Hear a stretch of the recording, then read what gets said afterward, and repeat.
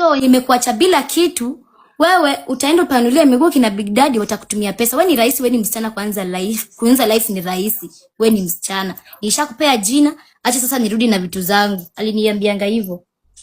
Na hii neno greedy maana yake ni kama tamaa. Yaani kwamba yeye anasema yeye anadai kwamba eti kuna tamaa ambayo ameiona ndani mwako. Yeye anavyomaanisha yeye. So tutakuja kugundua ni kwa na tamaa Boscan. Mimi sikuwa na tamaa. Na yeye kwa hiyo relationship sana, I was the one who nilikuwa na pesa kwa hiyo relationship.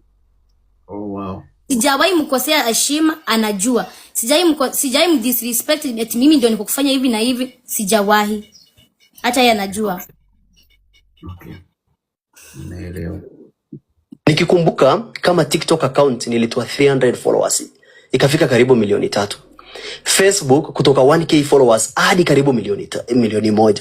IG hata hakuwa na followers. Mimi nikagangana nazo almost kufika 300k. Kujenga hii brand si kuandikishana na yeye mahali, si kumlipisha kwa sababu alikuwa mpenzi wangu. After hiyo kesi aka-apologize akisema ni marafiki walimforce kufanya hivyo, haikuwa mipango yake kunifanya hapo. Ikiwa yeye mwenyewe Prince anadai kwamba ati alikusaidia to build yourself, na tunasema nini kusema tu kweli, alikusaidia, alikutoa mbali. Yes, alinisaidia of which hadi leo mimi namappreciate kila siku, mimi namappreciate. Sijai kataa mimi ati mimi haja nisaidia. Mimi nimwambia manze, acha tukiachana tukitoka police station, nilimpea 100,000. Nikamwambia kwa hii do nitakupea 100k just to appreciate you, like ulinipea jina. Alinisaidia kugrowisha TikTok sikatai, lakini Facebook mimi ndio nilijigrowishia. Facebook nilijigrowishia, Instagram nilijigrowishia. Tukagrow pamoja YouTube. Like ito nisaidia kugrow ilikuwa TikTok na YouTube tumegrow pamoja. Hizo mbili. Yeah, anadai kwamba alikusaidia na sisi tunaona kama alikusaidia, but ni pale ambapo panaponishangaza ukisema kwamba uliwahi kumsaidia mtu, why utake kuchukua kile ambacho ulichomsaidia? Huo nao ni uwizi wa kuaminika. Ukinisaidia umenisaidia kitu na ukataka kukichukua tena at the same time, haukunisaidia.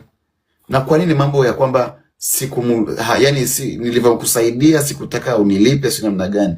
Already mko kwenye mapenzi, mnapeana utamu.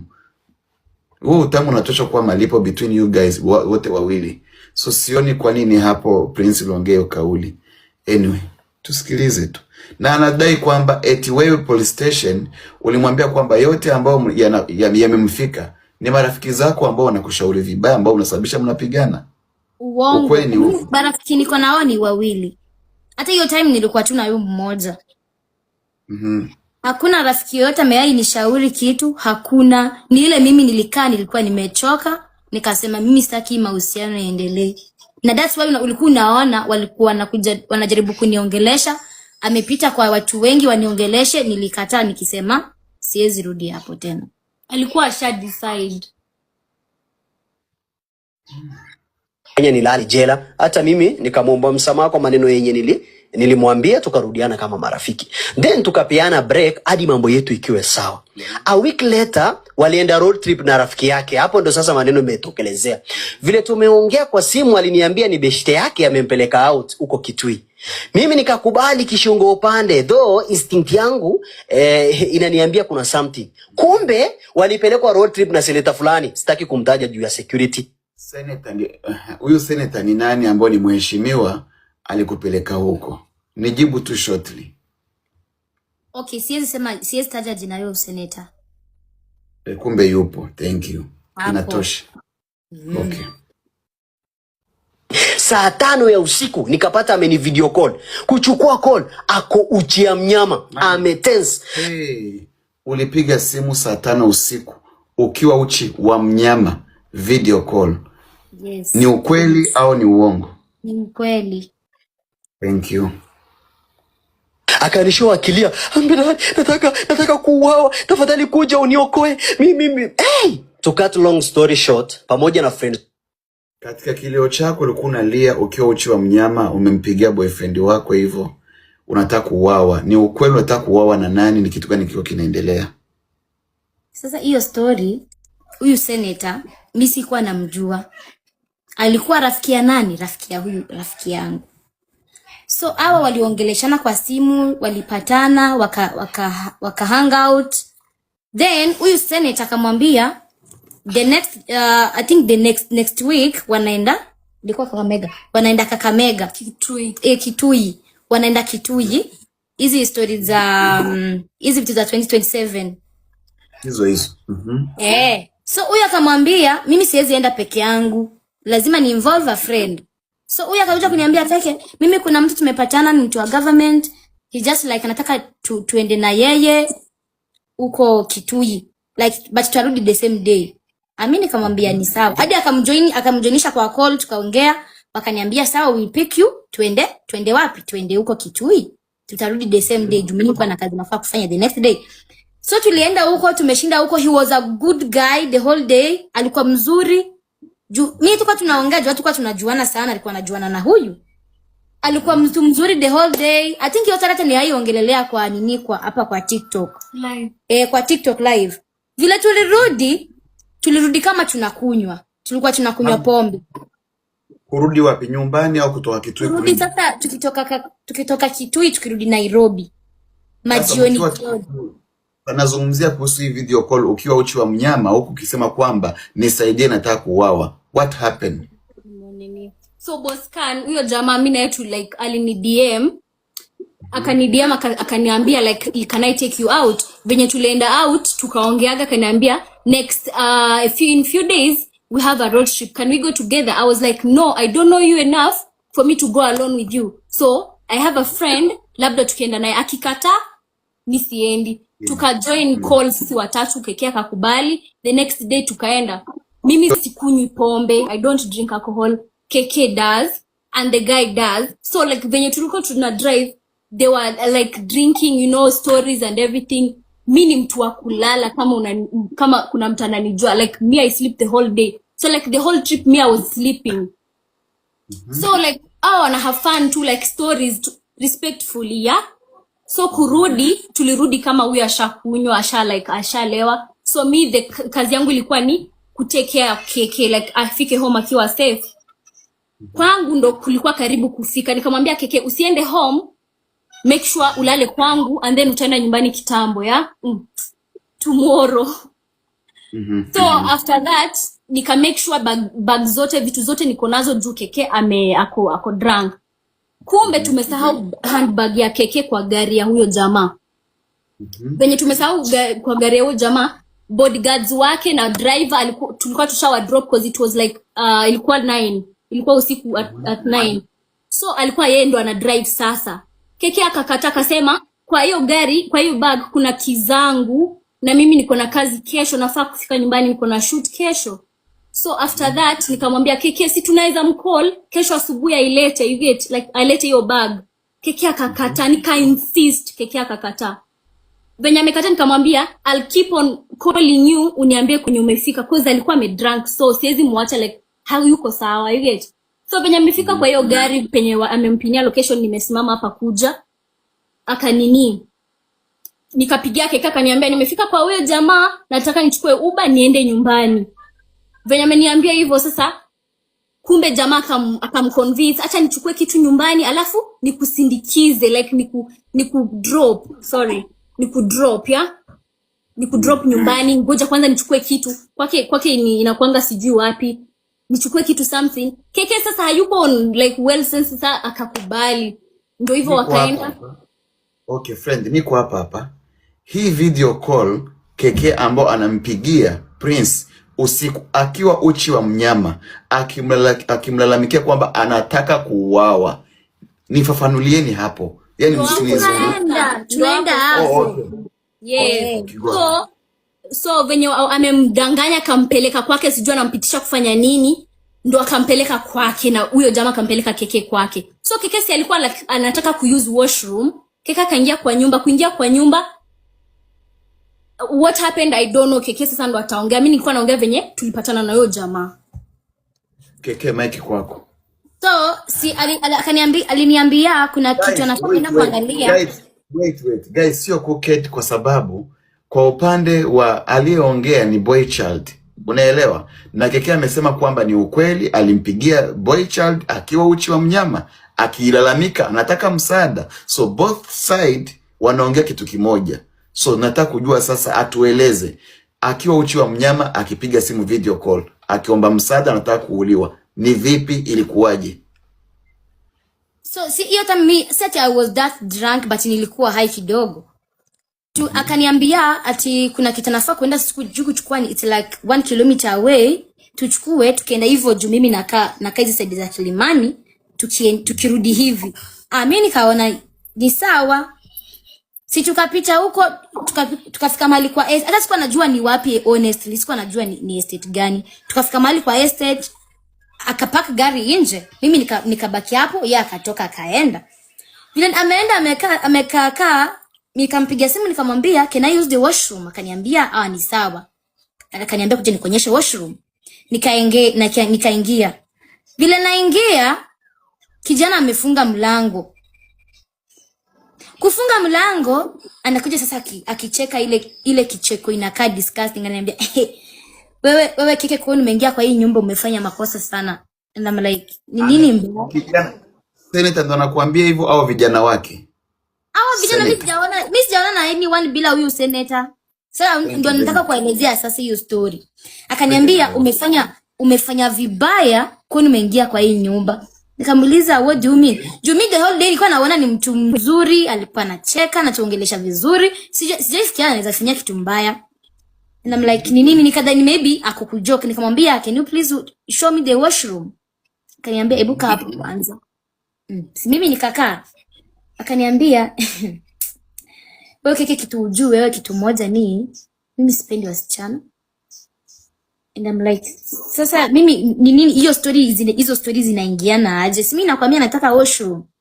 Akaniambia washroom taenda, lakini mimi nakwambia tu mimi sipendi wasichana. Mimi napenda wanaume wenzangu. Na ananiambia mimi napenda wanaume wenzangu. Lakini hakuna kitu kinanifurahisha kuona msichana anakula na wanaume more than 5 uko nyuma, alafu na record. Like I feel that's my happiness. Akaniambia hivyo mwanaume. Senator makubwa Akaniambia mimi na feel like my happiness ni kuona msichana akikulwa na wanaume more than 4 ama 5 men wakimkula, then I record. Like that's my happiness. Alafu anacheka ile kicheko kama ya mashetani. And I'm like, nikamwambia hebu tell me this is a joke. Juu mimi nakuanga sensitive sana. Usiniambie kuongea ukweli. Niambia wewe unijue msichana. Akaniambia kwanza kitu nitakufanyia hutaisahau. Akaniambia uko njaa? Nikupe chakula kwanza ukule before nikuitie vijana wangu wakukule. Nikamwambia mimi nilikuwa nataka washroom. Akaniambia unataka washroom? Akaniambia hebu kidogo kwanza niite wa vijana niwaite nisikie kama wako. Hii mambo ni makubwa. Sasa hiyo nyumba iko na juu na chini. Sasa naita watu wako juu. Anaita sijui ndio anaikuwa fulani, anaita fulani hawaitiki. Anaita fulani hawaitiki. Mimi yote mimi nimeshtuka juu the guy already amechange sura. Sasa he's not the one nimekuwa nikiona the whole mchana. Amechange appearance. Hadi ananiongelesha nikana nataka kunipiga. Ameita wa vijana hawaitiki. Kama walikuwa wamelala, maybe kama walikuwa wametoka, sijui, hawakuitika. Mimi nikamwambia, "Aki please, si unionyeshe washroom." Akaniambia, I'm sorry. Washroom niko pale. Unaweza enda. Ujua ameshafunga already mlango haina key. So siwezi toka. Akaniambia washroom niko pale. Akaniambia nikiamka akaniambia hebu simama hapo. You need to remove all your clothes ndio uende kwa washroom. Nikamuuliza mbona nitoe clothes? Akaniambia toa. Nikamwambia sinaenda kwa washroom tu. Akaniambia toa nguo. Si mimi nikatoa. Nikabaki uchi. Nikabaki uchi, nikaenda kwa washroom. Vile nilienda kwa washroom nikajifungia ndani. Hapo achaninyang'anya simu, huyu alijaribu kunipigia, akachaninyang'anya simu. Siwezi nikachukua simu nipigie anyone, siwezi nikaongelesha anyone. Simu yangu ako nayo, akaniambia toka hapa bila anything. Like toka nikiona tu uko uchi like hauna kitu. Mimi nikaingia kwa washroom nikajifungia. Nikiingia kwa washroom hata sikuwa vile nilishtuka hivyo. Hiyo mkojo yangu yote ilitoka. Nilikaa hivi hata bila mkojo juu nimeshtuka. Vile nimeingia kwa washroom nikaona mlango ingine inaingia kwa bedroom ingine. Sasa nikasema maybe hapa kunaweza kuwa na mlango. Nikaingia kwa hiyo bedroom ingine. Kuingia kwa hiyo bedroom ilikuwa na utu vitanda twa OC. Utu vitanda tudogo twa OC ka black. Alafu na kitu kingine kanakaa ka ofisi. Najiuliza kuangalia mlango sasa ya hii bedroom iko open. So mtu anaweza ingia kwa bedroom, anaweza ingia kwa washroom. Nikajaribu kufunga hiyo mlango at least basi nijifungie ndani ya nyumba. Hiyo mlango kama imeharibika, haiko inafungika. Nikarudi kwa washroom, nikatafuta dirisha. Sasa hapo niko uchi sasa. Nikajaribu kutoka na dirisha, kadirisha kalikuwa kadogo, nikashindwa. Nilikuwa na wig na nikatoa na kulikuwa kunanyesha hiyo time. Kulikuwa kunanyesha. Nikajaribu kutoa wig, nikaitoa nikairusha huko nje. Nikatoka na dirisha, kufika mahali dirisha nikifika hapa imeniban. Siwezi nikatoka, siwezi nikarudi ndani. Alafu sasa ameshaona niko kupoteza time. Anaanza kuniita anagonga kwa mlango. Keke, hebu toka kwa hiyo choo. Toka nikama alafu nikatoka haraka. Ndo mahali kulitoka hii nini? Hii alama yenye kusema. Ilikuwa refu, ilikuwa inafikanga huku. Juu hiyo chuma ilinikwaruza hadi huku chini. Nikatoka na dirisha haraka ndio asisikie kama nikupitia kwa dirisha. Nikarudi kukaa kwa choo tena. Nikamwambia situlie kidogo. Najisaidia na kuja. Haya, akaenda akatulia tena kwa sitting room. Nikajaribu sasa kwenda kupita kwa bedroom, nipite kwa dirisha bedroom. Pia dirisha bedroom ni kadogo. Sasa vile nilikuwa nishapita dirisha bedroom, sasa hiyo sasa siwezi nikarudi nyuma na siwezi nikatoka. Nimekuwa tu hapo kwa dirisha, nimeshindwa kutoka. Kukuja ameona nimekawia, akakuja sasa alikuwa anajua hiyo bedroom iko na mlango anaweza pitia. Kupita hivyo kaniona kwa mlango kwa dirisha. Akaniuliza, "Keke ni nini mbaya? Mbona napita kwa dirisha?" Nikamwambia mimi vitu ulikuwa unaniambia nimeshtuka, that's why nilikuwa najaribu escape. Akachange sasa. Okay, I was just joking. What's wrong with you? Ebu rudi, ebu achana hiyo story. Hapo ukiwa uchi wa mnyama. Niko uchi wa mnyama. Hakuna kitu nimevaa. Oh my days. Aniambia, okay, I was joking. Kumbe umenichukulia serious. Ai, hiyo kitu haikuwa serious. Ebu toka vizuri na urudi kwa nyumba uvae nguo. Kwani unatoka kwa dirisha na una nguo? Ebu rudi ndani. Sasa mimi nikasema huyu akakujifanya ndo anifanye vizuri, nirudi huko ndani kwa nyumba sasa nifungie vizuri. Mimi nikasema sitoki kwa hii dirisha. Sasa hii part moja iko nje, iko kunyeshewa, hii part nyingine iko huko ndani. Sasa kiniambia kike unanyeshewa, si ujaribu kurudi ndani. Nikamwambia nimeshindwa kurudi ndani. Akapita huko nyuma, akanajaribu kunivuruta na nyuma, ameshindwa pia. Lakini huyo rafiki anakuanga na shida ya asma. Nikafikiria kitu najajifanya hapa ni mimi ni mgonjwa. Nikakumbuka asma, mtu akwa na asma apatani na baridi. Hapo nikajigonjesha asma. Nikaanza kuhema. Hapo nilikuwa kwa hiyo dirisha.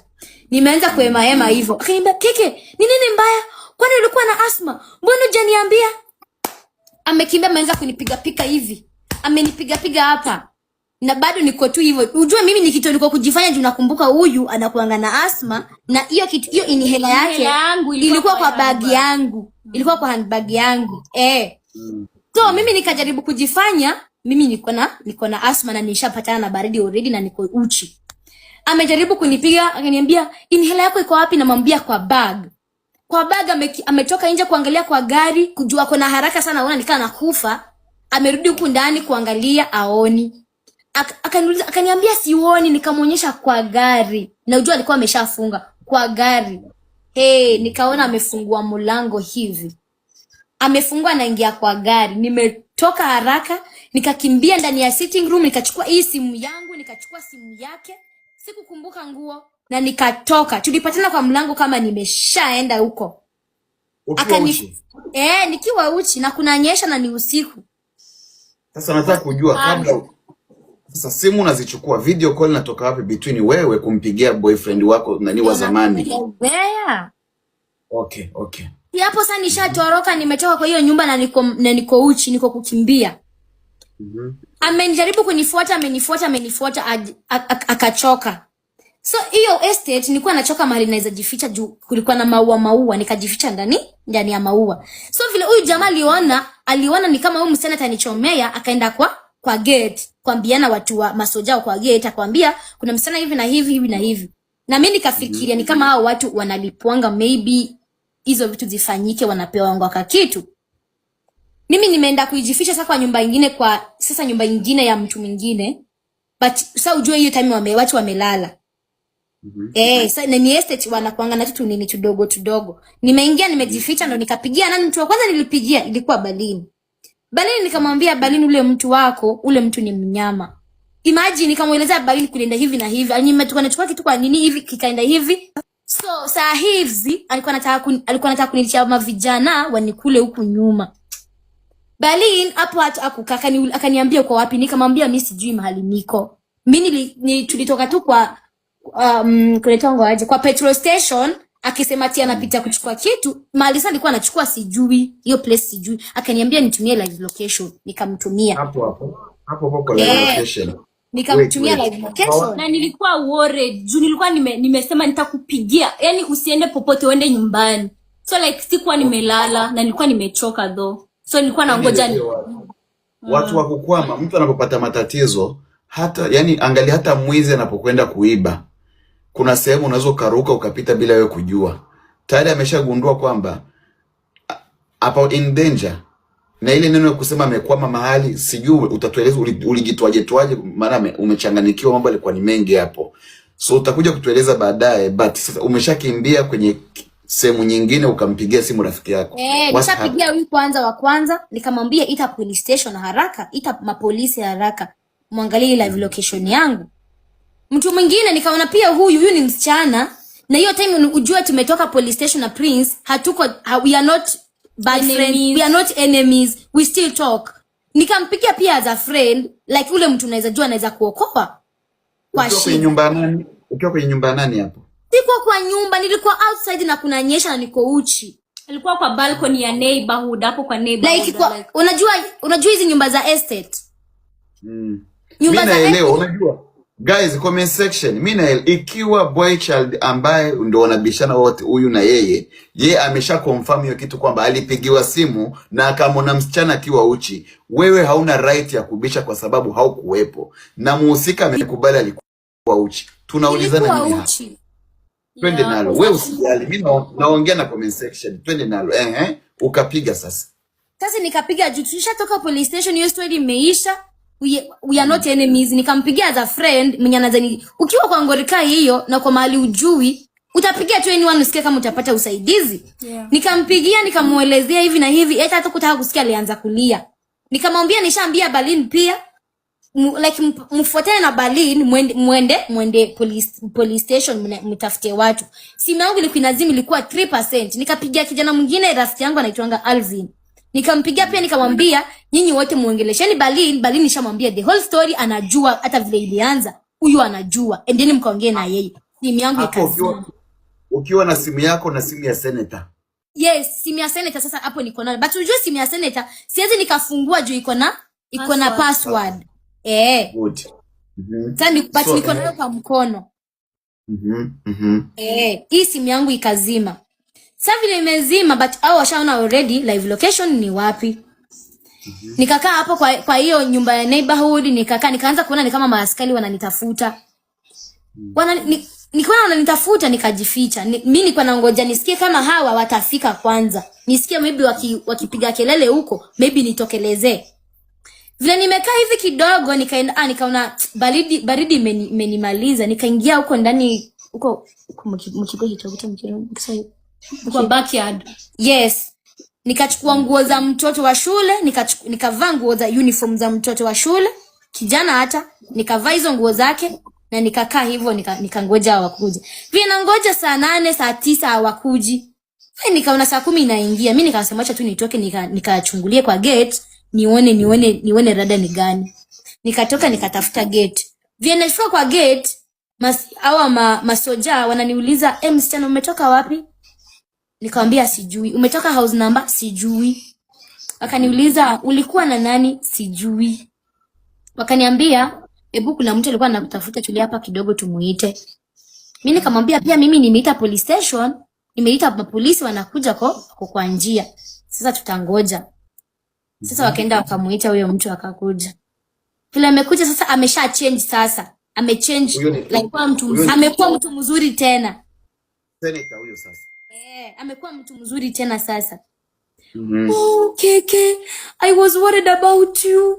What's wrong with you? Mbona Keke unakimbia bila nguo? Keke Shula, you know, hata I was very worried because dina asthma. Keke I thought umekufa. Haki Mungu wangu. Keke mbona unavaa nguo za mtoto? So ukuje tuende kwa nyumba uvae nguo zako na lakini sirudi kwa nyumba yako wewe mwanaume. Mimi sirudi kwa hiyo nyumba yako.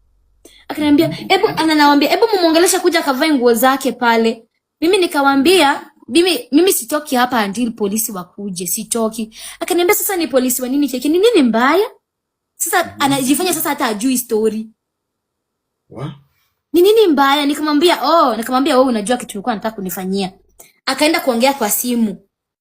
Sasa vile ameenda kuongea kwa simu, huyu Unampatia simu yake? Hapo nimeshampatia simu yake. Hapo sijampatia simu yake. Kwanza vile nilichukua simu yake, nilitoa simu card yake, nikaweka simu card yangu. Ndio hawa waweze kunipata. Kupata good. Nikaweka so mtu alikuwa ananipigia kwa normal call, alikuwa anaweza kunipata na simu card yangu. So akaniambia akaenda. Kwanza vile ameenda hawa masoja wanakuja sasa kuniongelesha na niambia, "Hebu tuambie ukweli msichana. Tuambie ukweli, sisi hakuna kitu tutakufanyia. Sisi pia ni binadamu na tuwezi kubali kuona mtu anafanywa kitu mbaya ati alafu tumsupport."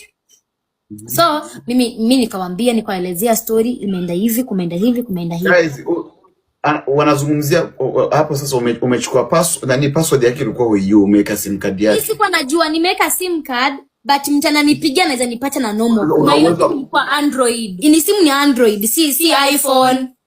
Na make sense. Endelea. So wananiambia sisi ni binadamu, hatuwezi kufanya kitu cha unyama. Hebu tuambie ukweli, ni nini imehappen huko ndani? Tuambie ukweli. Nikawaambia kila kitu, wakaniambia na hizo story tumezisikianga sana. Wananiambia hata last week kuna msichana alikuwa amekuja huku ameharibiwa huku nyuma, alikuwa na damu. So security pia wanajua mambo ya huyo senator na wafanyana. Wanajua lakini hawako wanajua hiyo story ni ina happen wapi. Wanajua ni kwa hiyo estate kuna case kama hizo. Wanasema kuna vijana wanakujanga wanaharibiwa hivyo tu, wanapata makesi hizo kwa hiyo estate mingi, like hizo case ni mingi. Wakaniambia lakini kama umeweza kutoka hiyo nayo umejaribu, like ukiwa umeshafika hapa kuna kitakufanyia, uko sawa, uko safe. Nakwambia lakini wewe tulia tu, kitakufanya lakini usikubali kurudi kwa hiyo nyumba yake. Akuletee hizo nguo zako uvalie hapa na uende. Nikamwambia sawa. Sasa yeye ameenda kuongea na simu, akarudi akaniletea na hizo nguo zangu na bag. Akaniambia basi sinirudishie simu yangu. Akaanza kuambia huyu msichana hamumjui. Huyu msichana anakuanga msichana wa TikTok. Mimi hata nakuanga fan wake. Hakika nakuanga kazuri. Like ameshaacheji sasa, hata haiko mtu mbaya tena. Like he's a good guy, like pretender. Sababu alishajua kwamba siri zake tayari ni kama yani utamweka tu nje tu. Sote watajua pia. So akaniita kando, huyu senator kwanza kaniita kando, akaniambia, Keke, hizi vitu zimehappen me. Sioni wewe, I think overthink. Like mimi sikwangi mtu mbaya hivyo. Wewe ndio unajua ulikuwa drunk. That's why hizo story umezichukulia vibaya. Mimi nakuanga na joke. Hata uliza Balini, mimi nakuanga na jokes kama hizo. Nikamwambia jokes kama hizo aje na kula niitia watu wakuje kunikula. Akaniambia hapana, mimi siwezi fanya kitu kama hiyo. Wallahi, hata usiambie mtu. Wacha tu hiyo story iishe. Mind you, nikimpigia huyo jamaa namuuliza Keke yako wapi? Mbona hajanipigia kama amefika nyumbani? Ananiuliza I don't know. Do you know where she is? Sasa nimeshaanza kukua mkali. Hapo niko on my way to police station. Kina Prince walikuja wakiwa watatu. Nishaongea na mapolisi tuende sasa kwa hiyo estate like simu ya Keke inazima, like we need to hurry up. Juu simu ya Keke inazima. Si Prince amesema ati rafiki yake alikataa to involve polisi. Wallahi, mimi nilienda polisi, wakakuja wakanitoa police station, wakanipeleka sijui inaitwaga aje, ati kwenye watatrace sasa simu yake. Mimi am like watatrace simu yake na imezima. You get? Hadi venye tulifika hapo, tukaambiwa mkuje kesho. Sasa kesho aje, like mimi sisi wote wakatuambia twende nyumbani tungoje kesho. Hivyo sasa ndo tukaendaga nyumbani Keke. Sasa akaenda nyumbani, like wakamlipia Uber venye amesema tu walimlipia Uber, ndio akaenda nyumbani akatupigia simu kama ako sawa. Lakini mimi nilienda police station, tulikuwa tutoke na gari juu huyu Keke alikuwa ameniambia usikuje peke yako, at least ukuje na mapolisi. Walikuja wakanitoa na tukawaacha au mapolisi wameamka na gari washawasha, wakanitoa hapo wakanipeleka sijui kwingine. Rafiki yake alikuja akisema ati yeye ni I don't know, policeman. Alikuja kiniambia hivyo ati twende mimi nitakusaidia. Walikuja wakiwa watatu wakanitoa police station na tungeenda kumchukua Keke hiyo time. Hai, nimeshaelewa hiyo part. Story ya senator ni hiyo. Haiko story. Okay. Senator, mbona mumtaji jamani? Senator ni nani anafanya mambo mazito kama haya? Hatuwezi mtaja. It's not right for our own safety. Okay. Tutajua tu comment section tukipata FYP. FYP tunakuja guys. Tutamjulia FYP tutajua namna itatuletea search bar. Thank you. Duniani hakuna siri. Ipo tu. Tusikie. wangu tukaripoti incident, alafu tukaelekea kumsaidia. Kufika beshte yake akatushow atufai kuinvolve polisi juu huyo msee ni mtu wa gavana, baadaye atamfuata. Nikakuwa confused. Later on saa 10 asubuhi sisi tulirudi nyumbani after maskari walitushow huyo mtu hakuna kitu tutamfanyia. So story iko sawa. Hata Prince anaadmit kwamba kila kitu kiko sawa. Comment section mtaacha kiherehere.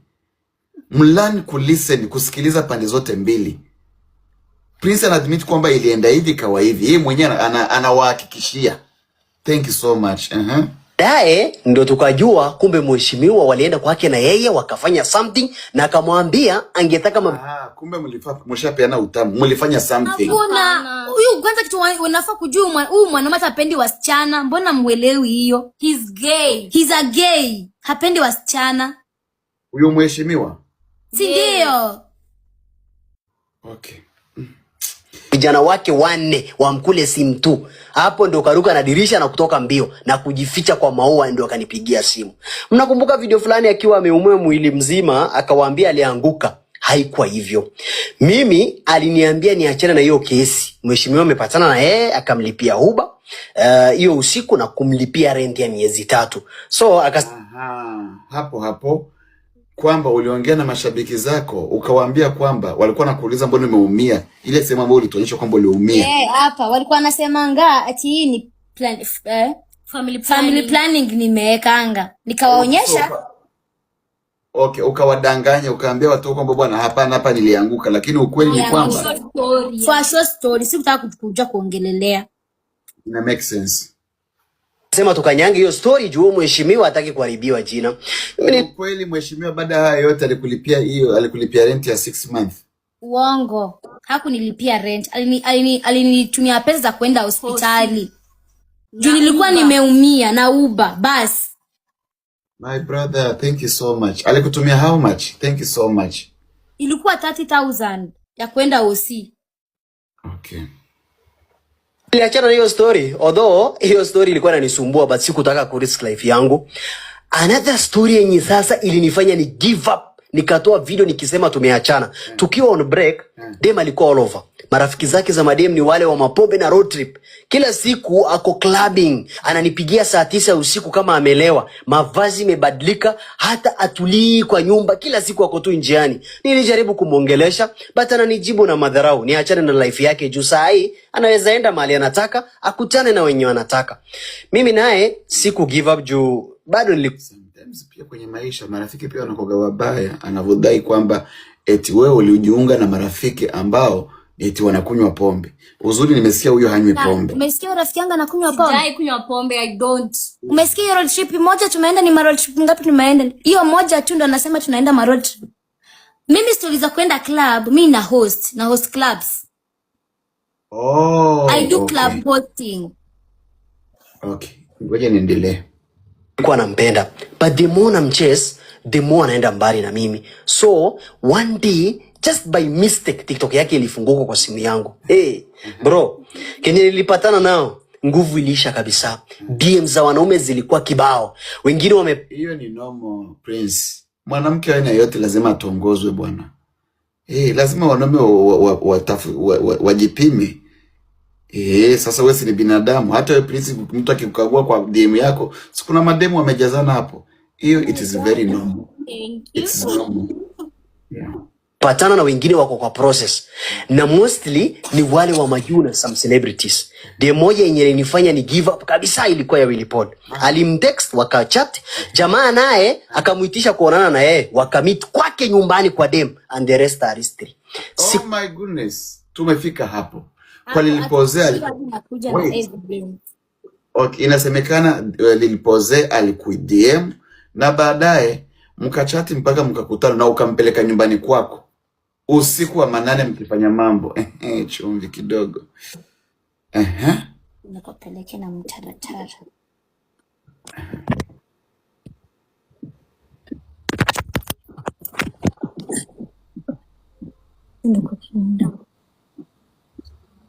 Good. Hizi chat za mimi na Pose, sawa? Okay. Itanitoa? Hapana, twende nalo nipeleke na mtaratara vizuri. Utuko tu sawa. Ndio hii chat ya Willy Pose ni Oktoba, sawa? Alinitext hivyo. Nikamwambia thanks. Kuna message pia ana message the same ambazo mlichati na Lil Pose. So tutajua baadaye hiyo kitu. Yeah, so ina make sense kidogo.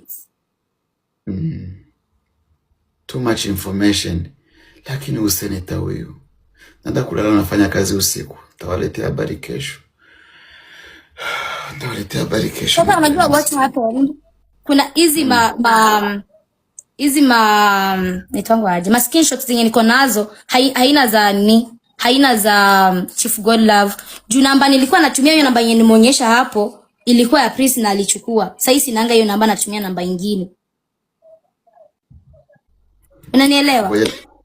Ngoja tufocus sawa. Expect hiyo.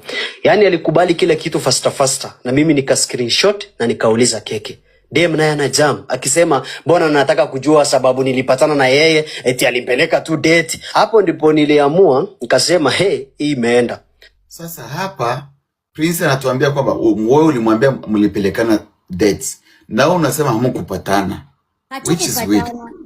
Hatukupatana. But nilikuwa nimeona insist anikasema huyu jamaa si pia mimi aliniumiza. Nikamwambia hiyo siku sikuchukua simu but tulipatana another day akanipeleka date na akanirudisha kwa nyumba. Na nikamwambia if you want to kama unataka overthink fikiria tu vile unataka, mimi sina shida. But hatukuwahi patana na mimi na Willy Paul. Hatukiangalia simu yangu huwezi pata namba ya Willy Paul. Juu alinipiganga na normal call, akaniongelesha na kiburi, nikakata simu yake. Baadaye sikushika tena kinipigia. Ndo akasema niko kwa njia na nimepiga. Na hiyo tena kinipigia na normal call hakuniambia ni yeye. Like ananipigia ni kama tunajuana, ni kama mtu anakujua like, alafu anakuongelesha vile anataka. And I was like bro, nikakata simu. Ndo akatuma hiyo message muona kwa TikTok ya niko kwa njia na kupigia ushiki simu. Mimi sikuwahi chukua simu ya Willy Paul tena. Kwa hiyo haikukulwa. Okay, sawa. Haikukulwa. Labda kulwa kingine. Ala. Okay. Kama imefika mkono ya msanii, the day itarudi kwangu already ni scraps na hiyo damages sitaweza kucompensate. Na sio hiyo pekee. Nilipatana na mengi. Yani within a month dem amezurura kuingia amepatana na wengi. Sikutaka soul ties ama ugonjwa. Mimi nikajitoa kiroho safi. Nakumbuka 2 years ago nikiishi huko side za Thika. Alikuwa anaishi Isili akifanya kazi ya kinyozi. Siku anakuja kwangu kushoot nikiangalia mkono yake vile imeganda kama mwanaume anafanya mjengo 24/7. Prince nao umezidi. Eti alikuwa anafanya kazi za mjengo. Prince nao umezidi bwana. Mwanamke umwashamed like hivyo. Eti mkono umekoma kama anafanya kazi za ujenzi. Hii sio poa na umemkanyaga vibaya bwana. Unasumbua, unasemaje wewe? Hiyo nani kukanyaga? What do you mean? Enda kando kila siku nikilia. Na mwambie hivi, hii mateso unapitia siku moja itaisha. mkono yake ikuwe soft kama dem, avae vizuri, akule vizuri na ishi maisha mazuri. Kumbe nguruwe hata umoshe aje atarudi tu kwa matope. Nakumbuka kila siku alikuwa Prince, pia ulikosea na una vulgar language.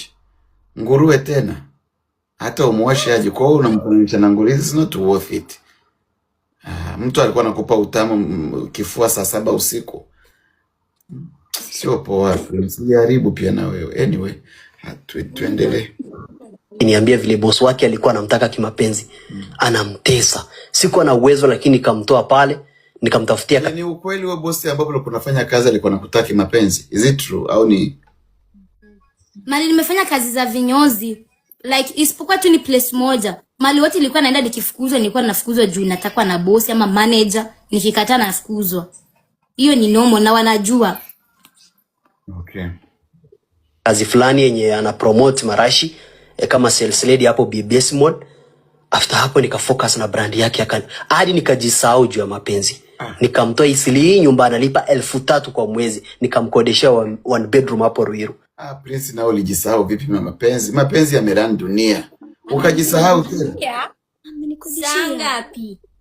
Amesema huyu hapa. Sikutaka sota isa mgonjwa. Mimi nikajitoa kiro safi. Nakumbuka 2 years ago nikiishi huko side za Thika. Alikuwa anaishi Isili akifanya kazi ya kinyozi. Siku anakuja kwangu kushoot nikiangalia mkono yake vile imeganda kama mwanaume anafanya mjengo 24/7. Naenda kando kila siku nikilia. Namwambia hivi, hii mateso unapitia siku moja itaisha. Mkono yake ikuwe soft kama dem, avae vizuri, akule vizuri na ishi maisha mazuri. Kumbe nguruwe hata umoshe aje atarudi tu kwa matope. Nakumbuka kila siku alikuwa akiniambia vile boss wake alikuwa anamtaka kimapenzi. Anamtesa. Sikuwa na uwezo lakini nikamtoa pale, nikamtafutia kazi fulani yenye ana promote marashi kama sales lady hapo BBS mode. After hapo nikafocus na brand yake hadi nikajisahau juu ya mapenzi. Nikamtoa Isili nyumba analipa 3,000 kwa mwezi, nikamkodeshea one bedroom hapo Ruiru. After that, yeye ndo alikuhamisha Isili na kukupangishia nyumba kulipia rent mahali fulani ambapo umesikia? Nilikuwa nimesema aje mwanzo. Nani alinitoa Isili nikihamia kwa nyumba ya 20,000. Yeye akakuja kuniongelesha kiniambia juu yeye haezi kana hao vijana wengine ni mhost akijisaidia kutafuta. Sasa yeye kusema yeye ndo alinitoa Isili akanihamisha. Ati ni sawa. Alikufanyia hiyo kazi ni ule wa US. Sasa basi. Singilisema mtu hapa. Okay. Hiyo alidanganya na najua tu anaongea uongo. Juu Kenya vizuri aka-insist tuishi pamoja. Na after that my life changed completely. Nika cut off marafiki wangu wote juu yake. Stories za madem pia nikaanza kuachana nazo. After nilidecide kusettle na yeye, nikafanya proposal mbele ya watu wetu na mafamilia kuprove vile nampenda. Since the proposal sijawahi katia msichana ama kukuwa na mahusiano yote. Juu hata relationship yetu ilikuwa public by the way. Baada ya story ya jela, life yangu haikuwa the same. Alikam back again, akachukua vitu zangu zote za nyumba zenye tumenunua pamoja na stuff zingine hadi akapeana kwa marafiki. Kwa upande wangu mimi nikisikiliza Prince, kwa jicho langu la kudadadeki la kuona mbali, kidogo niseme la unaelewaga tunavyosemaga hapa, ni kama Prince bado anampenda huyu dem. Ni maono yangu, ni maono yangu the way ninavyosikia, nikisikia sauti yake, nikisikia namna kauli zake, nikimwangalia appearance ni kama Prince bado ako in love na huyu dem. Sema kweli mpenzi wa Mungu. Thank you. Rafiki zake wa Burundi. Mimi nilibaki tu na equipment zangu. Ilibidi nianze from zero.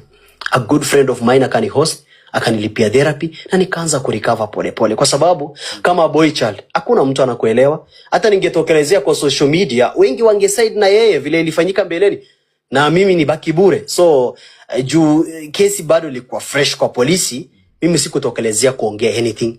Watu wa media pia waliweza kunitafuta kusikiliza the side of my story, but nikakataa juu emotionally sikuwa sawa. Within 5 months nilijikaza kurudi social media pole pole. Juu mimi ni first born, kuna watu kama 3 na wasomesha high school, na bado second born wetu nimempeleka campus huu mwaka. Nikajikakamua pole pole kama mwanaume nikachukua savings, nikaongeza some equipment, ndio nirudi fully kwa content creation hasa YouTube. Siku moja nikapata email yangu imekuwa logged out na YouTube yangu ya over 100k subs imechukuliwa. Baadaye nikagundua hapo kwa namna kunavyoenda, bado Prince anaonekana na mahaba, ana mapenzi ya kutosha kwako, hata kama bado haja heal. But kwenye ukweli kama majirani tumejua kuna ukweli, na kwenye uongo tumejua. Tunafikiri comment section tutakutana FYP huko tukikanyagana tujue ukweli uko wapi. But kila mtu abebe ukweli alikuwa nao. Hapa anadai kwamba kuna muda alikaa ghafla Binivu akakuta eti mumemlog out kuhusu social media zake, YouTube na kila kitu. Nani alifanya hivyo? Uongo, baby ngoja. Uongo, ni uongo. Mimi ndio niliamka siku moja ni juzi tu nikienda Burundi. Nilikuwa naenda Burundi nikaona nikiingia kwa TikTok you are logged out. Nikiingia kwa IG you are logged out. Ala. YouTube you are logged out. Jasema venye hapo. Na ni ukweli ukisema ukimsikiza ina make sense pia, kwa sababu ukimsikiza mwanzoni alidai kwamba yeye ndo alikutoa before.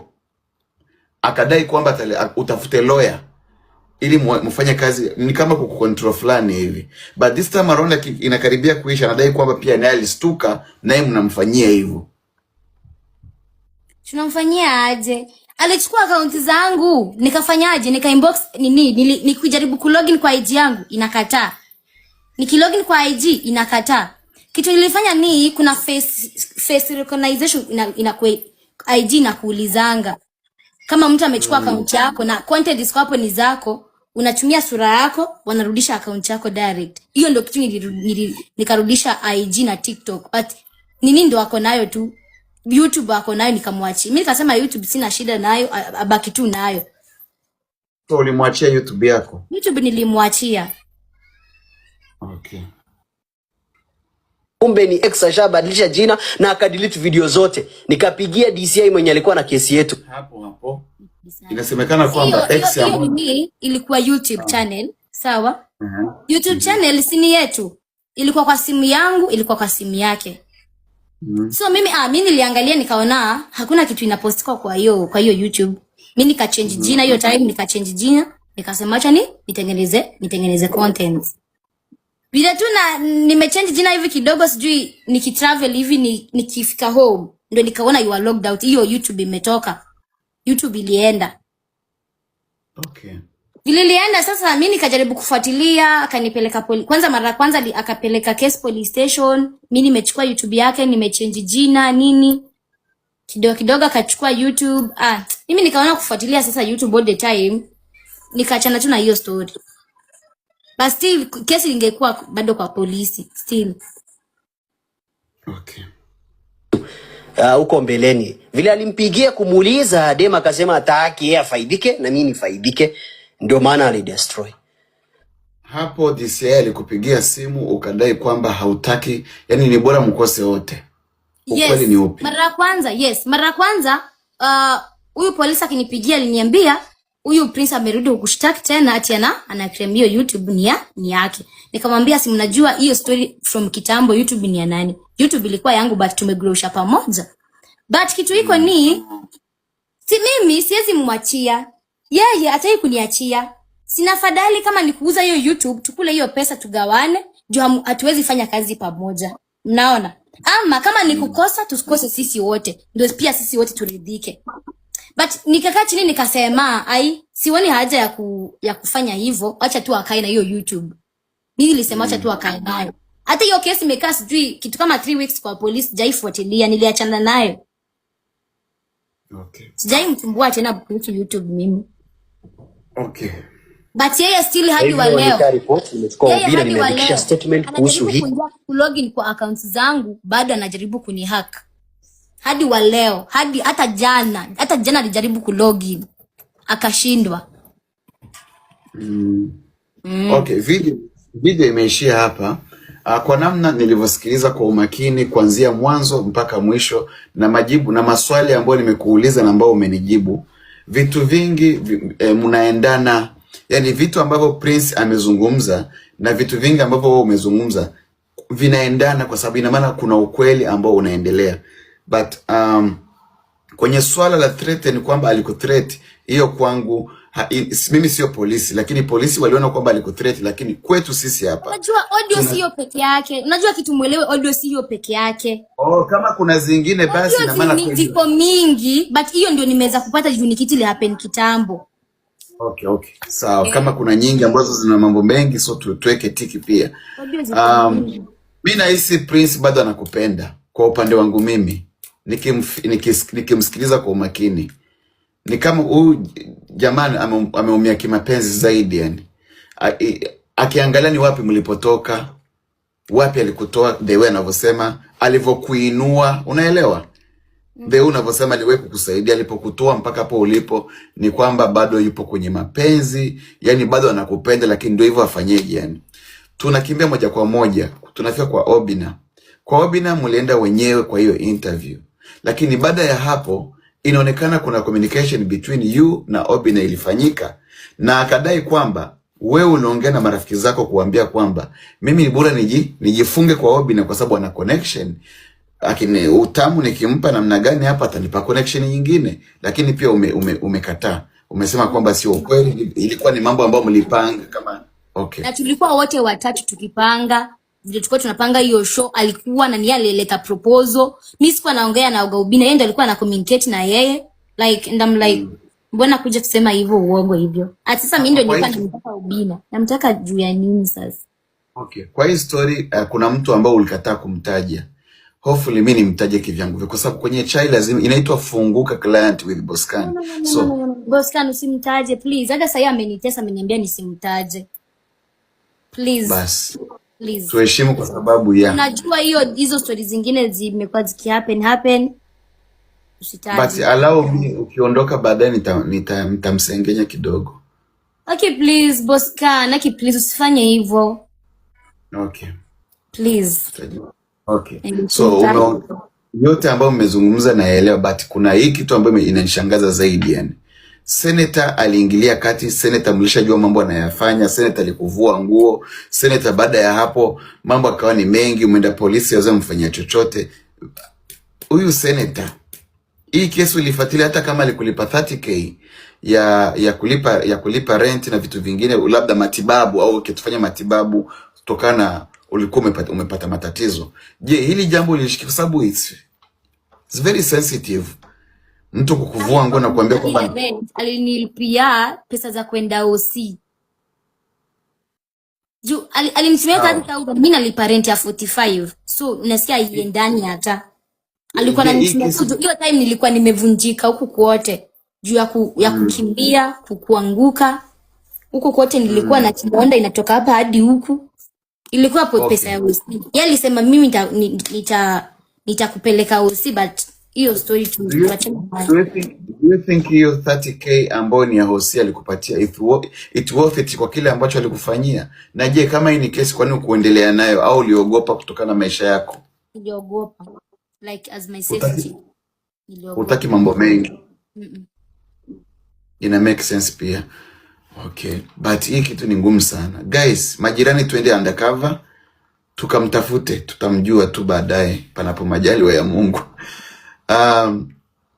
Moja kwa moja kuna jambo lingine limenishtua kidogo hapo katikati. Kuhusu lilipozea umetuelekeza, umetuambia namna kulivyoenda, japo Prince anasema kwamba alikuja nyumbani kwako, na wewe pia ulisema kwamba umemjibu hivyo Prince because pia naye aliwahi kukucheat, so umefanya hivyo tit for tat ili aumie, lakini haikufanyika. I know, I did that. Na kwenye message pia tumeona lilipoza yake kwa alikwambia niko karibu na kwako lakini haupokei simu. So it means kwa njia. Juu sijampea niko kwa njia but ushiki simu. Na sijai muongelesha kwa. Nyinyi ambao mnasema panisha Prince kwani yuko hapa?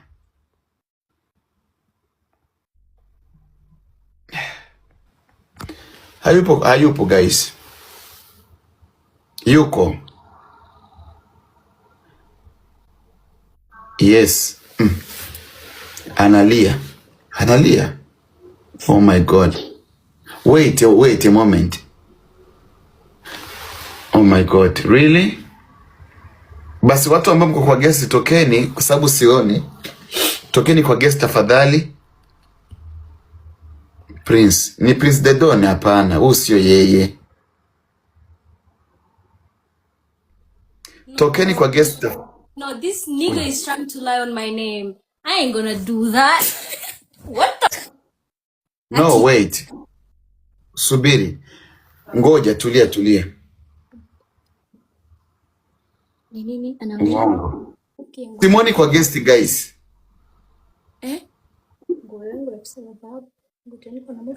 No. Tulieni kidogo, tulieni. Invite. Ni muinvite vipi na niko na watu kwa guest? Yuko hapa kwa live yangu au kwa live yake? Hebu mnieleweshe. Lemi, ngoja. Nimvurute. Hello guys, I hope mko salama. Hata mimi niko. Wait a moment. Ongelesha nikaona after 2 days. Mimi yana account gani huko? Bali na hadi ile siku tutaelewana na tuendelee na mapenzi yetu. So, analia. Watu wananiambia nini? Wengine mambo ni mengi sasa.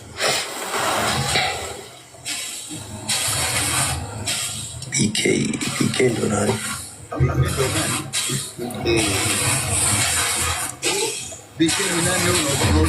Unaitwa na Boscan.